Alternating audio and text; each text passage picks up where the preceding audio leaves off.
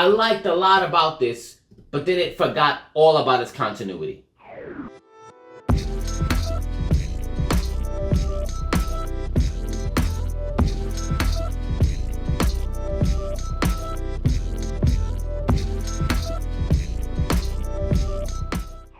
Hey, what's up, nerd fam? This is your boy Gershon. I'm going to welcome you to Enter the Nerd. Today we're talking about Terminator Zero, an animated series that's on Netflix that takes place in the same story as the traditional Terminator series with Skynet, John Connor. Now, they don't actually have those characters in it, but it's supposed to take place within the same story framework. Now, I kept seeing the trailer for this, and I wasn't initially going to just jump to watch it, but my friend Hennef told me, hey, this is actually pretty good. So I'm like, okay, you know what, let me try it out. You know, it looked interesting enough. Let me see what's going on here. And let me just go. When I'm first watching it, I'm saying when I'm halfway in, here are the things that I automatically get. I do like the animation. I do like the characters.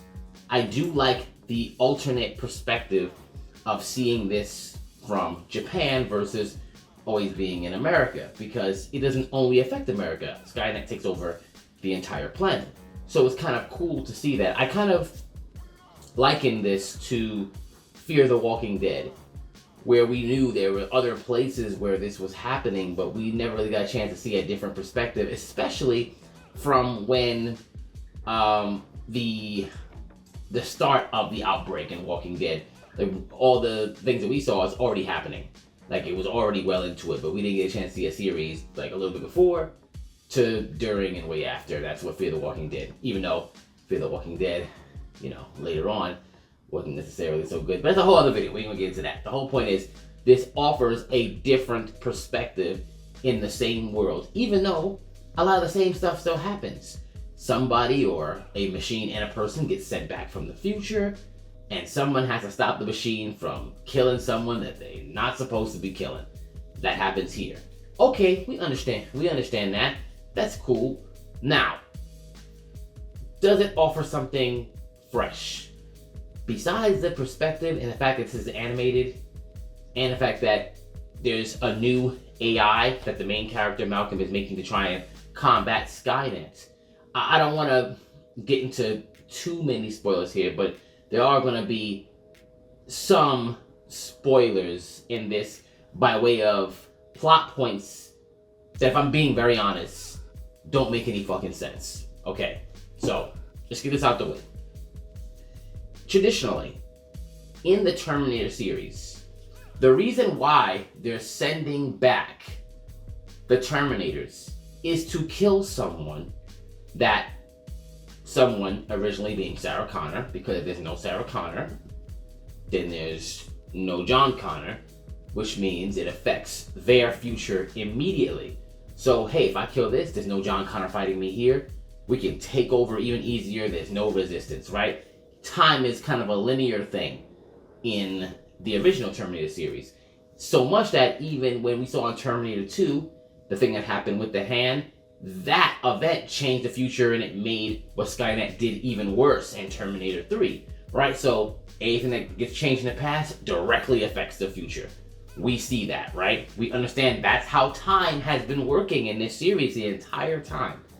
Enter this, which is, oh, if we send somebody back, it's not affecting what's happening to us right now. It's affecting a whole different timeline. Okay, let's imagine that that's how it's gonna go. Why would you send back anyone then? You need all your best people here. The main character, I'm forgetting her name, the one that they send back from future Japan to go hunt down the Terminator that Skynet just sent to the past to eliminate Malcolm, the guy that is creating an alternate AI to combat Skynet.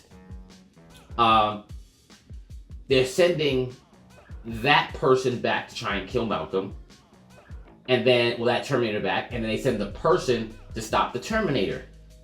But there's a point where that person is talking to, like, the leader of the resistance at the time, this lady, and is saying, hey, if what I'm doing now doesn't affect what's happening here, why would you send me? Of Great question. What was the answer? You know, it's what makes us different it's what makes humans and like machines different. So as my friend put it when I told him this, oh, so humans are sentimental. But it doesn't make any sense, because if she's someone who's so good, who you could use to help you fight the machines right now, why would you send her back and need her here? There's literally no point in sending anyone back here, because it does not change anything that's happening here. Until it does. Later on, you find out that that person apparently is Malcolm, the guy I was telling you about, that created the AI, his mother, because apparently he's also a person who came from the future and had a whole bunch of kids here because he didn't expect to fall in love with his wife. See, that part's not the crazy part. The part that's crazy is the fact that that turns out to be his mother, and she's got like, towards the end battle, she gets like a messed up hand. And then you see in a flashback of his memories that happened in the future, when he's looking at her, her hand is also messed up. So it means that what's happening here is directly affecting what happened in his particular future. So is it a linear time or is it not? They don't even know. And on top of that, this girl was very clearly a lesbian. All of a sudden, she's there having a kid somehow. Not saying that people aren't like bisexual or whatever. I'm just saying, it didn't seem like she was into anything else but this girl who was clearly her girlfriend or partner or whatever when you saw her in the future. Besides that, those big plot points, and like I said, it doesn't matter if you like the fight scenes, how it looks, and the characters. That's a huge part of this story that does not make any sense. And it breaks it for me. And I'm not really interested in seeing season 2, because that rule about, hey, if we're back here, it doesn't actually change any, then why are we doing it?